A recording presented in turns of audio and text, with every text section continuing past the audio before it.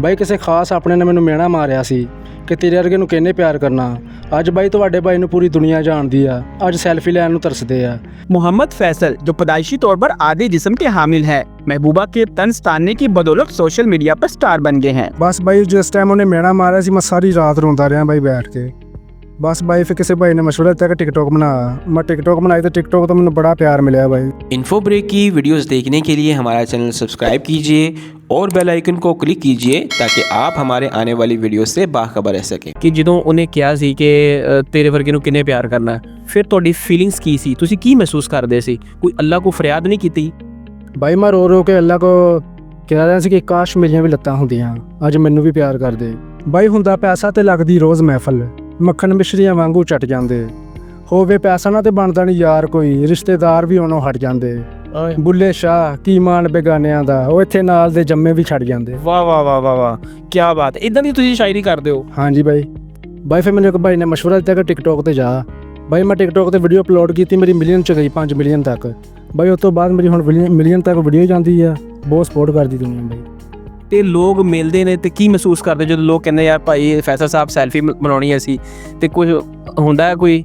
ਹਾਂਜੀ ਬਾਈ ਬਹੁਤ ਖੁਸ਼ੀ ਹੁੰਦੀ ਹੈ। ਤੇ ਉਸ ਤੋਂ ਬਾਅਦ ਉਹਨੇ ਰਾਬਤਾ ਨਹੀਂ ਕੀਤਾ? ਉਸ ਤੋਂ ਉਸ ਤੋਂ ਬਾਅਦ ਬਾਈ ਉਹ ਸੈਲਫੀ ਲੈਣ ਨੂੰ ਤਰਸਦੀ ਆ ਹੁਣ। ਅੱਛਾ। ਹਾਂਜੀ ਪਰ ਹੁਣ ਮੈਨੂੰ ਨਹੀਂ ਲੋੜ। ਤੁਸੀਂ ਛੱਡਤਾ ਉਹਨੂੰ? ਹਾਂਜੀ ਹੁਣ ਕੋਈ ਲੋੜ ਨਹੀਂ ਆਦੀ। ਤੁਸੀਂ ਰਾਬਤਾ ਵੀ ਨਹੀਂ ਕਦੀ ਕੀਤਾ? ਬਾਈ ਮੈਨੂੰ ਟਿਕਟੌਕ ਤੋਂ ਇੰਨਾ ਪਿਆਰ ਮਿਲਿਆ ਕਿ ਮੈਨੂੰ ਸਾਰੇ ਮੁਨਾਫਿਕ ਭੁੱਲ ਗਏ। ਅੱਛਾ। ਹਾਂਜੀ। ਤੇ ਇੱਕ ਵੀਡੀਓ ਜਿਹੜੀ ਤੁਸੀਂ ਪਾਉਂਦੇ ਹੋ ਤੇ ਕਿੰਨੇ ਤੇ ਜਾਂਦੀ ਹੈ? ਉਹ ਬਾਈ ਮਿਲੀਅਨ ਤੇ ਜਾਂਦੀ। ਤੇ ਮਤਲਬ ਕੀ ਮਹਿਸੂਸ ਕਰਦੇ ਹੋ? ਇੱਕ ਉਹ ਦਿਨ ਸੀ ਕਿ ਲੋਕ ਮਤਲਬ ਤੁਹਾਨੂੰ ਜਾਣਦੇ ਨਹੀਂ ਸੀ, ਅੱਜ ਲੋਕ ਇੰਡੀਆ ਤੋਂ ਤੁਹਾਨੂੰ ਕਮੈਂਟ ਕਰ ਰਹੇ ਨੇ, ਦੂਰ ਦੂਰ ਲੋਕ ਤੁਹਾਨੂੰ ਕਮੈਂਟ ਕਰਦੇ ਨੇ, ਤੇ ਉਹਨਾਂ ਦੇ ਕਮੈਂਟ ਮੋਸਟਲੀ ਕੀ ਹੁੰਦੇ ਨੇ? ਕੋਈ ਹੌਸਲਾ ਦਿੰਦੇ ਨੇ, ਕੀ ਕਹਿੰਦੇ ਨੇ? ਹਾਂਜੀ ਬਾਈ ਜਿਹੜੇ ਇੰਡੀਆ 'ਚੋਂ ਸਿੱਖ ਮੈਨੂੰ ਮੈਸੇਜ ਕਰਦੇ ਬਹੁਤ ਹੌਸਲਾ ਦਿੰਦੇ ਆ ਔਰ ਮੇਰੀ ਸਪੋਰਟ ਵੀ ਕਰਦੇ ਆ। ਬਾਈ ਅੱਲਾ ਉਹਨਾਂ ਨੂੰ ਖੁਸ਼ ਰੱਖੇ, ਜਿਉਂਦੇ ਵਾਸਤੇ ਰਹਿਣ। ਤੇ ਕਿਸੇ ਨੇ ਐਸਾ ਵੀ ਹੋਇਆ ਹੋਵੇ, ਕਿਸੇ ਨੇ ਕਿਹਾ ਹੋਵੇ ਯਾਰ ਮੈਂ ਤੈਨੂੰ ਸਪੋਂਸਰ ਕਰਦਾ ਹਾਂ, ਮੈਂ ਤੈਨੂੰ ਕੋਈ ਡੋਨੇਸ਼ਨ ਦੇਣਾ ਚਾਹੁੰਦਾ ਵਾ ਜਾਂ ਤੁਹਾਨੂੰ ਕੁਝ ਕਰਨਾ ਚਾਹੁੰਦਾ, ਇਸ ਤਰ੍ਹਾਂ ਵੀ ਹੋਇਆ? ਨਹੀਂ ਨਹੀਂ ਬਾਈ ਇਸ ਤਰ੍ਹਾਂ ਤੇ ਕੋਈ ਨਹੀਂ ਹੋਇਆ। ਇੱਕ ਐਡਾ ਵੱਡਾ ਟਿਕਟੋਕਰ ਸਟਾਰ ਸਾਡੇ ਨਾਲ ਮੌਜੂਦ ਹੈ ਤੇ ਜਿਹਦਾ ਘਰ ਦਾ ਨਿਜ਼ਾਮ ਕਿਵੇਂ ਦਾ ਚੱਲ ਰਿਹਾ ਹੈ? ਬਸ ਬਾਈ ਬਹੁਤ ਗਰੀਬੀ ਹੈ ਯਾਰ ਬਾਈ। ਬਸ ਅੱਲਾ ਦਾ ਸ਼ੁਕਰ ਹੈ ਜਿੱਦਾਂ ਵੀ ਚੱਲੀ ਜਾ ਰਿਹਾ। ਬਸ 900 ਰੁਪਇਆ ਮੈਂ ਕਮਾਉਂਦਾ ਰੋਜ਼ ਦਾ। ਇਹ 900 ਨਾਲ ਕਿਵੇਂ ਗੁਜ਼ਾਰਾ ਹੁੰਦਾ ਹੈ? ਕਿਵੇਂ ਬਾਕੀ ਘਰ ਦਾ ਸਰਕਲ ਚਲਾਉਂਦੇ ਹੋ? ਬਹੁਤ ਮੁਸ਼ਕਲ ਹੁੰਦੀ ਹੈ ਬਾਈ, ਬੜੀ ਮੁਸ਼ਕਲ ਹੁੰਦੀ।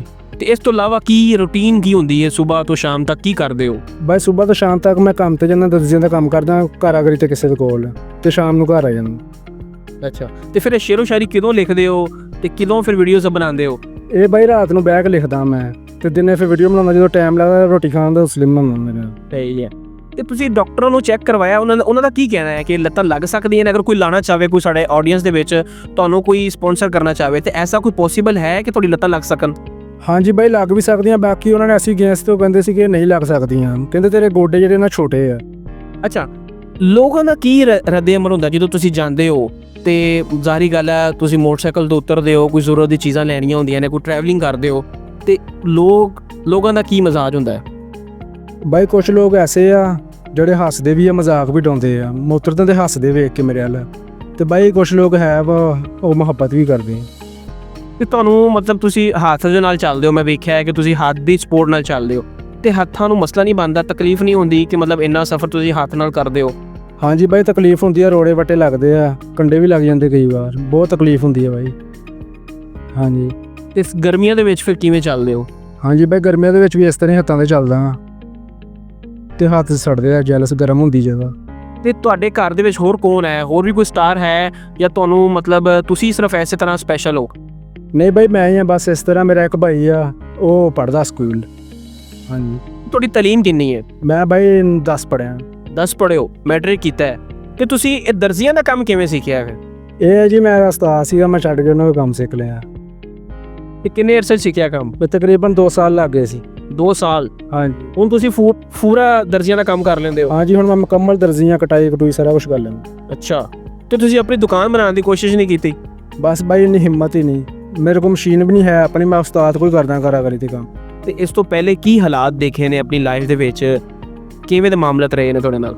ਬਾਈ ਬੜੀ ਗਰੀਬੀ ਵੇਖੀ ਆ, ਰਾਤ ਦੀਆਂ ਸੁੱਕੀਆਂ ਰੋਟੀਆਂ, ਸਵੇਰੇ ਚਾਹ 'ਚ ਡਬੋ ਕੇ ਖਾਂਦੇ ਰਹੇ ਆ ਬਾਈ। ਆਪਣਿਆਂ ਦੇ ਤਾਨੇ ਸੁਣੇ ਆ ਬਾਈ, ਕੋਈ ਕੰਮ ਨਹੀਂ ਆਇਆ, ਕੋਈ ਯਾਰ ਬੇਲੀ ਨਹੀਂ, ਕੋਈ ਆਪਣਾ ਨਹੀਂ।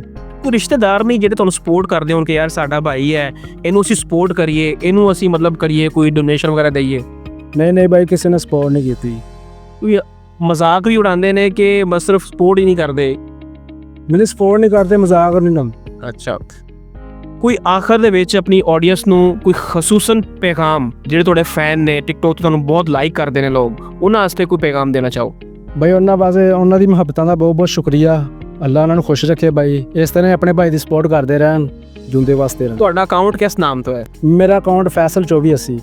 ले जी, फैसल जो है वो 2 फुट का, उसकी दास्तान सुन रहे हैं, गरीबी की ये आलम है, लेकिन टिकटॉक पे 10 लाख के फॉलोअर्स हैं और मिलियंस में वीडियोस जाती हैं और लोग इनके साथ सेल्फी बनाने के लिए तरसते हैं। नाज़रीन, ये है फैसल जो अपनी ज़िंदगी की दास्तान सुना रहा था। इसी तरह की मज़ीद दिलचस्प, मुख्तलिफ और यूनिक वीडियोस देखने के लिए हमारे साथ रहिएगा। अल्लाह निगहबान।